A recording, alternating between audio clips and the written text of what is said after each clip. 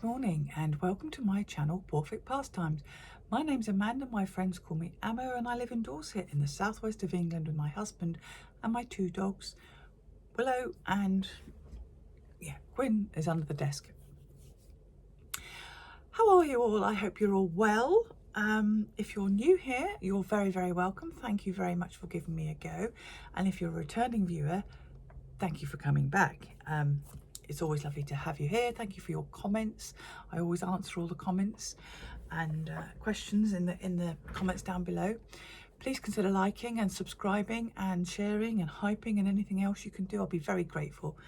And let's see if we can get this channel out there again. Thank you very much. So grab yourself a drink and your craft of choice, and let's see what I've got up to this week. What did I do? I started the week with, oh yes, I was doing last Saturday I had the golf championships, and I was playing in those, and I won the net competition and the captain silver salver. My handicap's not very good. It's quite a high handicap, and I was just in that bracket, so I won my group, and my handicap's not great because I've only been playing about 5 years, and between COVID, John's health, heart attack and everything, and grief, and now my cancer and everything else, I haven't really had a big shot at playing golf for a long stretch, enough to get my handicap down. It's the lowest it's been at the moment, but I'm working on getting it further down. So for my little group that I was in, I won that, and I was really, really pleased. I played again yesterday and didn't play quite so well, but that's golf for you. You ask anybody, no two games are the same, but that's what keeps it interesting, I suppose. So I've definitely earned a bit of sitting down time this week, which is handy because it's about to get nice and warm again. Not nice. It was Willow's birthday, and she had some sweets and treats and some special zooms out. She also had a special zoom out to the vet, unfortunately, because she had a little sore on her leg, which has been sorted out. She's on some tablets for that. We have been bringing things in from the garden. We've been eating our beans and eating our tomatoes and eating our carrots and cucumbers and having little meals like that. Salads, been lovely. What else is in the garden? Not too many new, thank you Willow, not too many new flowers out at the minute. I will do a video next week. This week I have a moth video at the end for you. We did a trap, so I'll put that at the end because I know some of you don't like the idea of moths. We got a few of the hawk moths in this week, which was lovely. And also in the garden we've had this strange little sound, and my Merlin app tells me it was a linnet, and I managed to spy him up in a tree. Not very good photographs, I'm afraid, but they're very distinct. The males had a little red patch on the forehead and a divided red breast, which is quite distinctive. Unusual little sound. They used to be kept as cage birds because of their song, but this one doesn't seem to have got the memo about being tuneful. Anyway, I was very pleased to have a linnet. It's a new bird for our garden listing. So other than that little roundup for you, what else have I done this week? I do have a finish, and it was an incredibly fast make, and that is my Mithreaum shawl, which was the third shawl in Shawl Society 6 by Helen Stewart. And this is it here. And it has blocked up pretty nice. I didn't put any weights on the end. I don't think it needed it. It sat quite nicely on the blocks in the sunshine. And I used 3 leftover balls from my Ice Landscape shawl that were dyed by Shannon, Blue Fern Yarns. So it's quite a nice, oh, it goes with the blue of my blouse, doesn't it? Quite a nice lightweight shawl because it is the merino sock. Now, of the 3 balls, if you remember, I had chosen 4 colours just in case I needed the 4th. Well, that is all I have left of the light colour, and it's literally, it wouldn't have done a row. So I went into the next colour, and that's all I have left of that. And the edge part, I wanted to start the edge in the 3rd colour, and that's all I've got left of that. So a little nugget left of that one. But I could have also really done with a couple of rows of this before that, but it works fine, I think. Nobody's going to look that close when I'm wearing it, are they? So those are all I've got left. Tiny scraps, not even 2 or 3 grams. I shouldn't think of those. And that little bit there, which is probably 10 grams. And a nice shawl. Oh, excuse me, hiccups. Which I started on the Friday evening, and I'd finished it and was blocking it Monday morning. So after the last one, which took virtually the month to do, this was nice. I could get it out and done, and I'm straight onto the next one at the end of this month. They come out around the 20-something of the month, but it gave me time to work on other things. So that is my Mithreaum shawl by Helen Stewart, and all blocked, all ready to wear. Unfortunately, we're about to go into another hot spell, so I won't be wearing it anytime soon.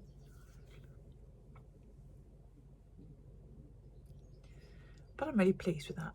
And lovely colours too, and of course Shannon does dye some lovely yarns. So that's my only knit finish this week.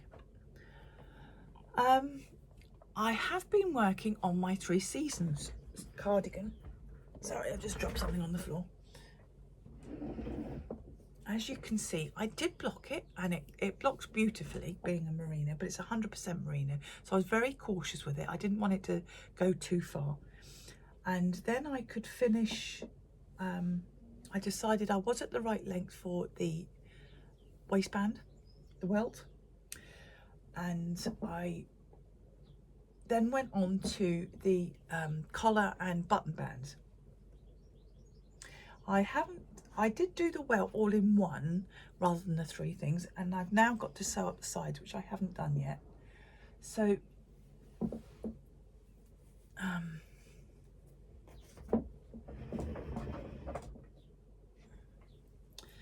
this is the little cardigan, Three Seasons by Woolen Pine.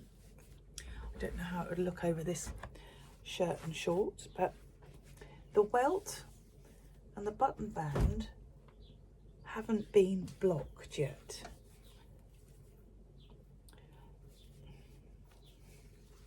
And I've obviously got to sew up the sides, but I'm pleased with the length of it. It sits just on my waist, just flaring out to my hips a little, which is just where I wanted it when I was wearing that dress last week.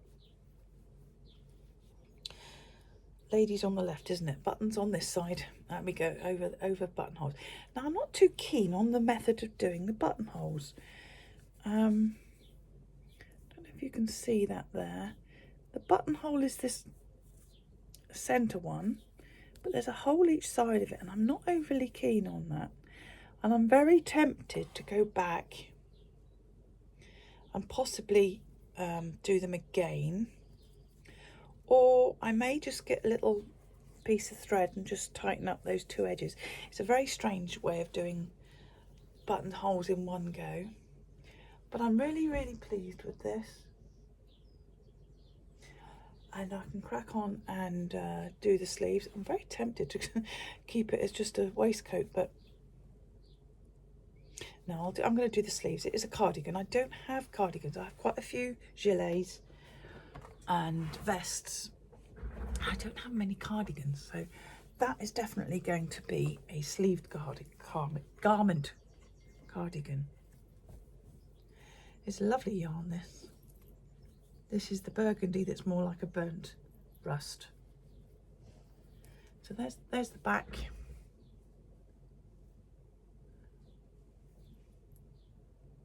And the welts.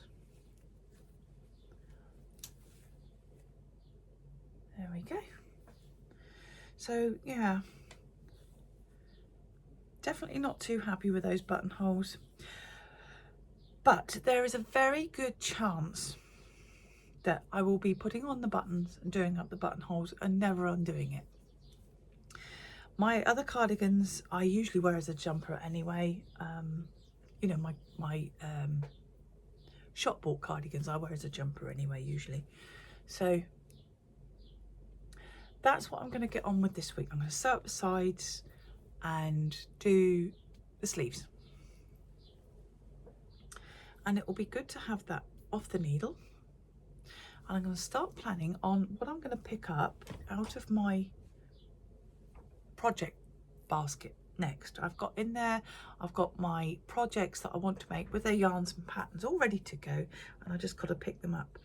I did plan, I'll just go and get it for you a minute, hold on. I did plan on starting my Lauro sweater. Who's that by? Eleanor Mortensen. This is the one I saw at Unravel in February on the Bird Street Yarns stand. And I did plan on starting this in June. Now, obviously, when I planned that, I hadn't thought of, I wasn't going to join the Shawl Society. I didn't know I was going to join the Shawl Society or start the Lauro sweater, not Lauro sweater, the Lauro sweater. So I've done a couple of extras in the time that I was going to do this, but those are the two colours of my Lauro. And I did promise myself I was going to start it in June, so I really should cast that on for July, because I'd like to wear this in the autumn. And I think getting on with that next is going to be my goal. My Lauro, they're all called L. This one, where am I? Lauro sweater. I can't find the picture.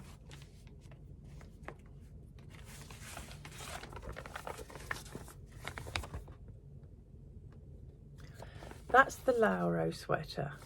This is the one I'm doing in Drops Bell, and I'm just doing round and round body at the minute, and I'm doing this in the evening with telly or whatever I'm watching. It's on the mindless section, so that's pretty good.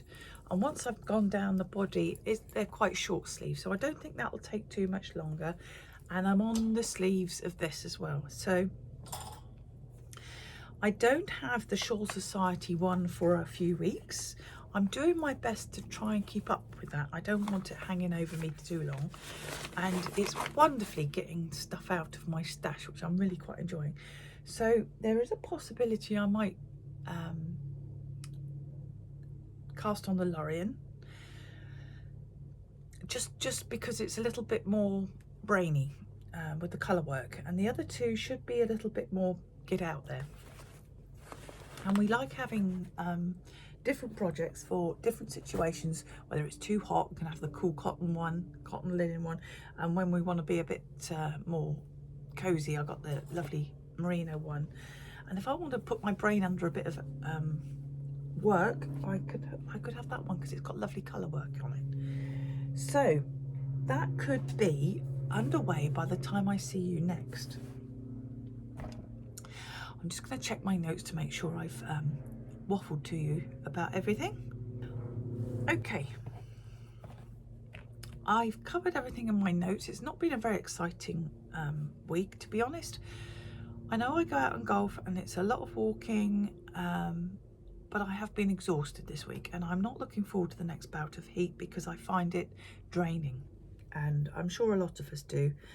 I'm very lucky to have the air conditioning. When we lifted the roof and put the rooms up in the loft space. I had the air conditioning put in then because I know living in a loft space is going to be hot. For the few weeks of the year when they come into their own, they save our sanity, quite literally, I think. So yeah, I'm planning on, we almost do a summer hibernating thing when it gets hot again here. It's been gorgeous out in the garden up to 24, 25, but we're about to go up to the top end of 20s into 30s again. So we will see how the next week pans out. I've got my projects, I'll be fine with that. And yeah, that's what we got coming up. In the meantime, I did have an incoming, and that is the most stunning yarn that I've seen come out of Lay Family Yarns collaboration so far. We've had the mottled green from Ali, we've had the mottled neutral from Gaynor, both of which I've worked with. But then Nancy from Knits It Happy went along and she made Cocker Hoop. And not only is this got every colour in strong saturation, which I absolutely love. There's nothing pastel about this in any shape or form. But when it's knitted up, it makes the most beautiful fabric.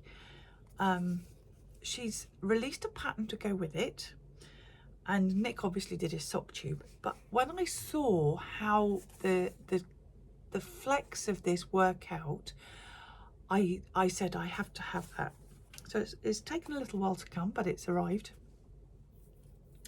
There is no rhyme or reason to the flex. There are no micro striping, there are no strange patches or anything as far as I can tell, but the combination of all these colours in their random dyeing leaves it to be, to my mind, the perfect yarn. I love the rich colours, and I love the patterning that they make when it's made up. I'll see if I can insert a picture here of Nancy's sock so you can see what I mean. Look at those colours there, right next to the acid lime. Absolutely love it. So I'm so pleased to have that. Not sure if I'm going to do Nancy's pattern yet. I haven't got the pattern here. I'm a vanilla sock girl. I don't really go into patterns too much. I just like to bang out patterns. I've got two sets of socks on. I've got my Wednesday socks, and I've got those little shorties I'm doing in the wool I showed 3 weeks ago. So that was my yarny incoming. I can't wait to see that made up. I'm very tempted to do something other than socks with it. It's lovely. Anyway, we'll see. I don't want it to end up in my what do I do with that box, but I don't think it will. And lastly, I did my bit of stitching this week. I was doing a bit of slow stitching, I showed last week, because I have this new magnifying lamp coming, and I'm a bit paranoid about having a magnifier in a room that gets sun. So I made it a little slip cover over some leftover slow stitching pieces I made, and it slips into there, and there's this little cover, and there's two sides to it, obviously. There's the other side. All I've got left to do now is, I think, stitch a little bit of fabric around there with some elastic in, just to make sure it stays on, because at the moment it just slips off all the time, and I don't want it to slip off when I'm not here and the sun hit it and cause an issue. So I stitched all those 4 strips together in some slow stitch. I went round with a buttonhole. There's lots of my own dyed fabrics there, felts, even the threads. I dyed a lot of the threads, I think, too. So that's another thing finished this week, apart from the bit of elastic around it,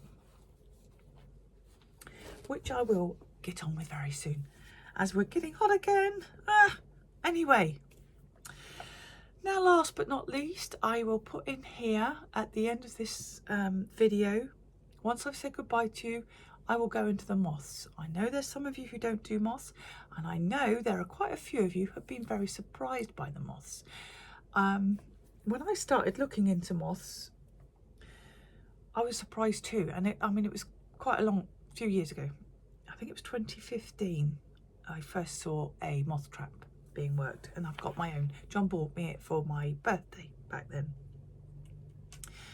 and we've been recorded and set to the Dorset moths for quite some time. We haven't done it lately, and I've started again just to show you, and I want to do my moths journal, which I am also falling behind on, but there we go.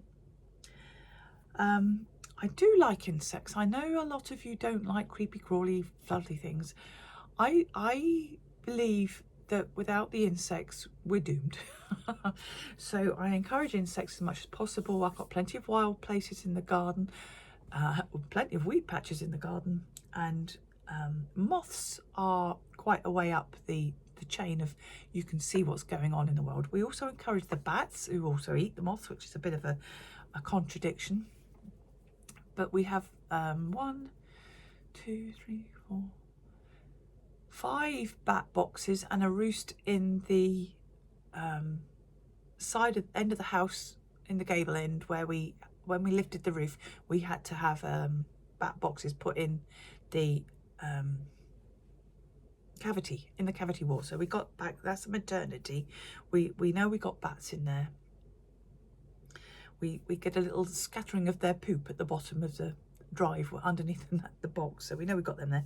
They are huge indicators of the eco status around us, so we're very honoured to have so many bats around us. And they all feed off of each other, but if you drive around, you know you do not get the insects that you used to get on the windscreens anymore, which is such a shame. So I will put the moths at the end.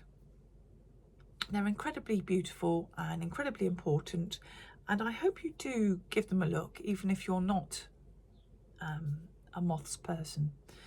Quite a few of you have said how surprised you've been at them, and on that note, it's quite a quick one this week. I do apologise, but I have been tired, I have been busy, and I apologise, but I turned up.